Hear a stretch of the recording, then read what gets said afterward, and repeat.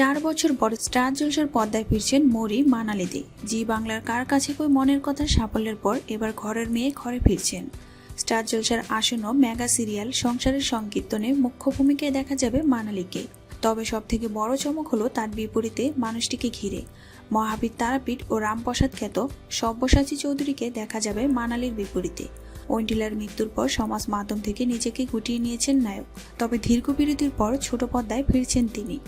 Star জলসার সঙ্গে মানালির সম্পর্ক সব থেকে পুরনো। বউ কথা কও থেকে শুরু করে ধুলোকণা, তার প্রতিটি কাজেই ছিল সুপারহিট।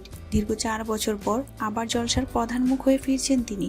সবচেয়ে বড় কথা হলো 1.5 দশক ধরে মানালি লিড হিরোইন হিসেবেই কাজ করে চলেছেন। তার জনপ্রিয়তায় ভাটা পড়েনি এক বিন্দু। এই মেগার সঙ্গেই নতুন জুটি পেতে চলেছেন টেলিপাড়া। সব্যসাচী চৌধুরী বরাবরই গম্ভীর বা ভক্তিমূলক চরিত্রে অভিনয় করে দর্শক মন জয় করেছেন।